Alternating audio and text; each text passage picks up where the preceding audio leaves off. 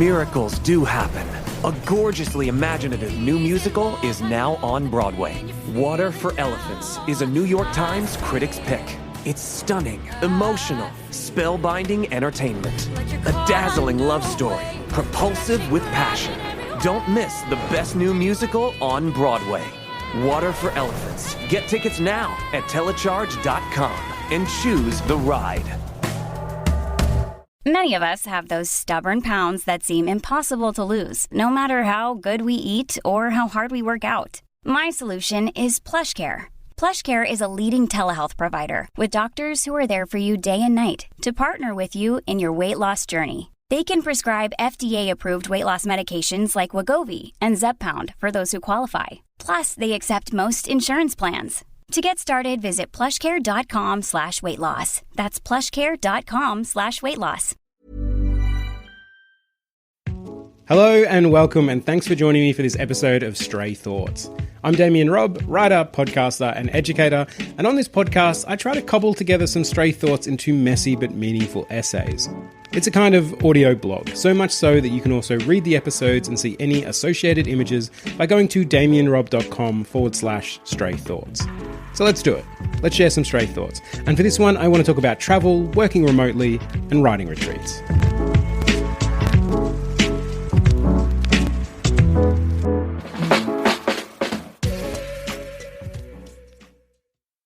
At the end of this week, a few days into May, I will be arriving bedecked in the ruffled appearance and aroma of someone who has spent the past 30 hours sitting in an enclosed space with a few hundred other people into the apartment of my twin brother and sister-in-law.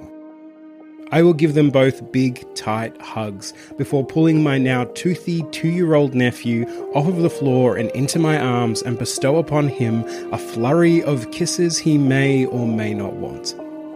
I can't wait. Their apartment resides in the 22nd district on Vienna's outer edges. I live in inner city Melbourne, hence the 30-hour trip to get there. While this distance is big, we're lucky enough to broach it quite easily, usually through satellites and routers and a whole other bunch of technology I don't really understand, so that every fortnight we sit across from each other virtually and have a bit of a lovely chat. But as blessed as we are to live in the future where global communication is literally as easy as pressing a button, it does lack that tactile edge. It's missing the physical. And more than that, it's missing the hangout nature you only get from, well, hanging out together. And so for about the past decade, minus a few years where this virus you might have heard of decided to act like a real drama queen, we've visited them whenever finances and work would allow. These visits aren't purely to hang out though. One, it costs a lot of money to get to Europe from Australia, and two, Europe has a whole bunch to see and do, and so in addition to the hugs and the kisses and the hanging out, we usually pick some beautiful places, ideally a train ride away, and have ourselves a bit of a wander and a look around. While I do, of course, sometimes wish for the ease and comfort of having my brother and his family in the same country or city or suburb as me, I would be lying if I didn't also say I do enjoy the perks of having a family member live on the other side of the world. I have access and an understanding of a culture different from my own and now feel a familial connection to it. My world and life is bigger because of this, forcibly unsheltered in the best possible way. Also, I have a place to stay whenever I visit Vienna, which is no bad thing. On previous trips, my wife Holly and I, have done many great things. We have walked over the tips of the Alps, witnessed John, my brother, and Alex, his wife, get married, crunched our way through ice and snow-covered streets in Prague, swam in breath-stealingly cold mountain lakes, visited a converted airport, now a park, in Berlin, only to find its sky full of kites of every size and colour imaginable, thanks to some fortunate timing and a kite festival. Drank dark and delicious beers in Irish pubs while a collection of musicians rattled out some entertaining and enthralling toe-tapping folk music, passed under the branches of the Black Forest, strolled through Christmas markets, watched the rain fall from the windows of a tiny home on the island of Skye, eaten pork knuckles at the Prater as big as our heads, and hung out and read books in John and Alex's various apartments as the smell of cooking food wafted through the air, relaxed and comfortable and at peace. To say these trips are incredible and exceptional experiences would still be leaving so much unsaid. This next one, though, is a little bit different. While it'll still contain visits and travel, it'll also contain work. One of the less expected benefits to a global pandemic was, I think, a worldwide shake-up to the expectations of workers and their relationship to the office-based 9 to 5. It really helped ask the question of, in a future where I can talk to my family in Vienna with a click of a button, where the cloud means we can jump on any computer with access to the internet and find our whole desktop and files waiting for us, where communication can happen in an endless assortment of digital ways, arguably too many, then why are we so tied to being in a specific location at a specific time to work? There are, of course, jobs that require this specificity, that are location-based and have need of a physical meeting of people in order to trade goods or services. But for the ever-increasing number that aren't, and that have been proven to be flexible on these fronts, it only makes sense to me that that flexibility is embraced and used to make all our lives that little bit easier and gratifying, to increase the pertinence of that adage about working to live, and not the other way around. For me, presently, I have to admit, this is very easy to do. That hasn't always been true, but this year I am nothing if not flexible. I am my own boss, my wife, my financier and patron, and my work is to write as much as I can about whatever I want. I have never been happier. As for Holly, she fortunately works for a business that has mostly embraced the flexibility of post-pandemic working life. She works from home 3 days a week, and when she asked if she could work remotely, say, just for example, in Vienna, they granted her 2 weeks to do so, which, it should be noted, is generous given that you couldn't find another location on Earth that has a more opposite time zone. This will mean 5 a.m. starts for Holly to allow a crossover window where meetings can occur, after which she'll continue her workday blessedly unbothered by her clients and co-workers, thanks to them all being asleep. For me, it means a fairly epic writing retreat. In fact, part of the trip will see Holly and I part ways. She will head to Rome and more of Italy beyond to meet up with some friends and journey with them, while I'll aim myself at the Alps, where I'll also be joined by my brother to sit in the shadows of the mountains and write. Writing retreat is one of those combinations of words that injects into me a feeling of comfort and joy. The premise alone is spectacular. A few days in a remote location, temporarily cut off from the world at large and the regular responsibilities of everyday life, to fully indulge in a creative endeavour, giving it your complete time and attention. It feels like wish fulfillment, and in many ways, is. Back when I was working a more regular 9 to 5, I generally did my writing in the morning.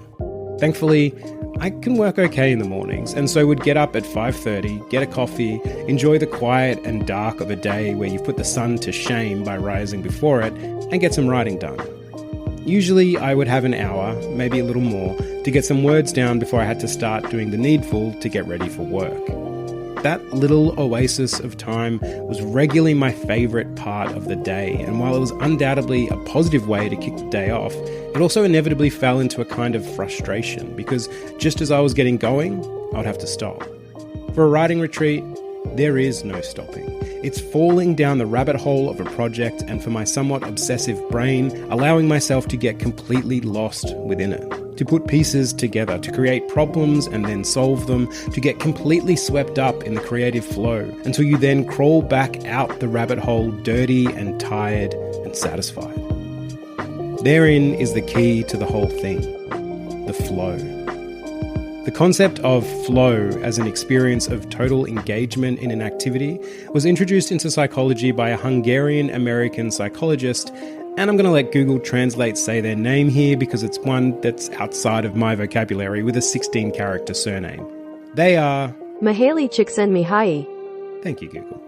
Mihaly initially found examples of the flow when studying physical activities such as sports, where it is now more colloquially known as being in the zone.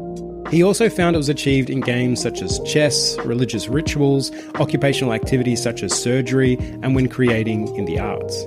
He described the flow experience as the sense of having stepped outside of the routines of everyday life into a different reality, during which a person was able to achieve effortless attention, a merging of action and awareness, a balance between skill and challenge, time distortion, and spontaneity. Along with this, Mihaly also noted other common cognitive pressures were no longer present, so no mind wandering, no fears of failure, and none of the usual self-consciousness of everyday life. In other words, it's no small thing to enter the flow. Another study at Drexel University looked at the brains of jazz players as they improvised in order to better understand how we enter the creative flow. They found that high flow states for these jazz players were associated with increased activity in the brain's auditory and touch areas, and decreased activity in executive control regions, suggesting there is an actual level of reduced consciousness during creative flow. Their study also supported the theory that achieving creative flow requires building experience in a creative field and then training yourself to let go, which enables the brain's specialized circuits to operate autonomously. This letting go is perhaps the hardest part of getting into the flow, as it's a state that seems to require a conscious unconsciousness, a controlled lack of control. For me, when I felt myself swept up in the flow only to resurface however long later, there's been two elements that have helped me achieve this.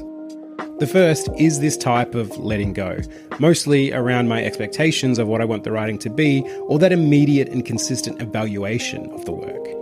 What helps do this for me is a timer. I like the Pomodoro method, and so 25 minutes is my set time of choice. Hit the timer and just start writing. Let go of all the bullshit, second guessing and questioning, and instead just think of a sentence, write it, think of another sentence, and write that too. It's the same as going for a run. I can torture myself by thinking about going for a run for hours before actually doing so, or I can instead not think about going for a run and just put on my exercise gear and just start running. By the time the timer goes off at that 25-minute mark, if I'm lucky, I can pull back from the flow and be surprised at all the words written there. The second element is time. Time to try again and again to get past all the conscious thoughts and fall into the flow. Which is where a writing retreat comes back in. This trip will see us in Europe for 6 weeks, split between Austria and Italy. Of that time, at least half of it for me will be a dedicated writing retreat across multiple locations, although I expect to write during the whole thing. If anything, I think it'll be hard not to. Travel is a great inspirer. Not only is it easy to take a step back from your phone, your routine, and all the usual trains of thought, but there's also so much new places and scenery and people and food and accommodation, so many things to take note of and admire, and importantly, time to do it in. And let me say this, I can't wait to tell you all about it. Thank you so much for listening to this episode of Stray Thoughts. And if you'd like, you can find me on socials at damienrob.writer, or feel free to send me an email at damienrob.writer@gmail.com. And if you've enjoyed this, leave a review, tell your friends, all that good stuff. Otherwise, I look forward to talking to you next time and sharing some more Stray Thoughts. And until then, have yourself a holiday at home. Put the phone away. Go for a walk in an area unfamiliar to you. Take a book to a pub you've never been to before. And if you feel the urge, why not do a bit of writing as well?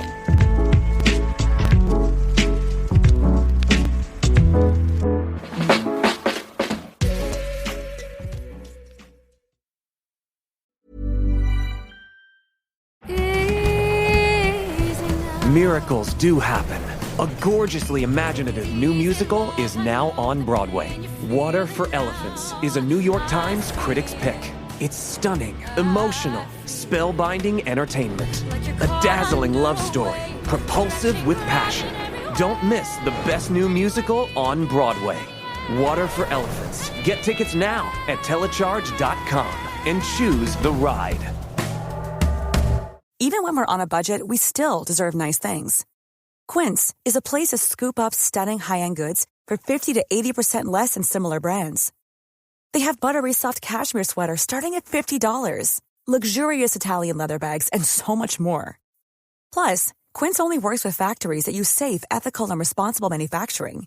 Get the high-end goods you'll love without the high price tag with Quince. Go to quince.com/style for free shipping and 365-day returns.